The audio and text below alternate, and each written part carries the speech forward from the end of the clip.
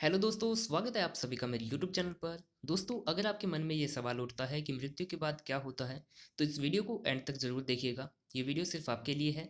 दोस्तों, जब श्री कृष्ण अर्जुन को गीता का अनमोल ज्ञान दे रहे थे, उसी दौरान अर्जुन पूछते हैं कृष्ण से कि हे केशव, कृपया करके यह बताइए कि मृत्यु के बाद मनुष्य का क्या होता है।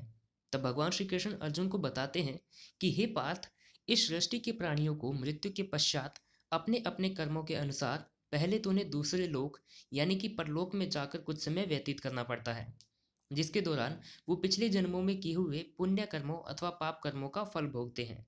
फिर जब उनके पुण्यों अथवा पापों का हिसाब सुख दुख को भोगने के बाद खत्म हो जाता है, तब वो इस मृत्यु लोक में फिर से जन्म ले लेते हैं। इसलिए इस मृत्यु लोक को कर्म लोक भी कहा जाता है, क्योंकि मृत्यु लोक ही वह लोक है जहाँ पर प्राणी को कर्म करने का अधिकार होता है। इसके बाद अर्जुन फिर पूछते हैं कि हे केशव, क्या हमारी आत्मा सुख दुख का भोग करती है? तो श्री कृष्ण कहते हैं कि पार्थ, आत्मा क्योंकि मेरी स्वयं मैं यानी कि परमात्मा का एक हिस्सा होती है, इसलिए क्योंकि मैं ही माया से परे हूँ, इसलिए आत्मा भी सुख दुख का भोग नहीं कर सकती। आत्मा कभी भी सुख दुख का भोग नहीं करती है। तो कृष्ण तो अर्जुन फिर पूछते हैं कि हे केशव, कृपा कर यह बताइए कि अगर आत्मा सुख दुख का भोग नहीं करती, तो फिर सुख दुख को कौन भोगता है? कृपया कर मुझे विस्तार पूर्वक समझाइए। तब श्री कृष्ण कहते हैं कि सुनो मित्र, जब किसी प्राणी की मृत्यु होती है, तो उसका शरीर यहीं पर नष्ट हो जाता है और उसका सूक्ष्म शरीर उसकी आत्मा के साथ परलोक में जाता है। क्योंकि आत्मा सुख दुख का भोग नहीं कर सकती, इसलिए उसका सूक्ष्म शरीर उसके पिछले जन्म के कर्मों के अनुसार सुख दुख का भोग करता है।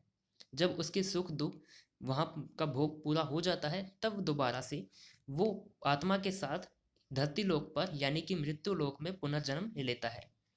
तब अर्जुन फिर पूछते हैं कि हे केशव, अब मैं ये समझ चुका हूँ, लेकिन अब मेरे मन में यह प्रश्न उठता है कि क्या स्वर्ग अथवा नर्क में किए गए हमारे कर्मों का भी हमें फल भोगना पड़ता है? तब श्री कृष्ण कहते हैं कि हे अर्जुन, स्वर्ग अथवा नर्क में किए गए हमारे जो भी कर्म हम करते हैं, उसका फल हमें नहीं भोगना पड़ता, क्योंकि वो कर्म लोक नहीं है। केवल पृथ्वी लोक ही कर्म लोक है। इसलिए यहीं पर किए गए कर्मों का फल ही हमें भोगना पड़ता है। स्वर्ग अथवा नर्क में किए गए कर्मों का फल हमें नहीं भोगना पड़ता है। तो दोस्तों, ये थी हमारी छोटी सी वीडियो। अगर आपको वीडियो अच्छी लगी हो तो प्लीज़ इस वीडियो को लाइक कीजिए, इसे ज़्यादा से ज़्यादा लोगों तक शेयर कीजिए और प्लीज़ मेरे चैनल को सब्सक्राइब कीजिएगा।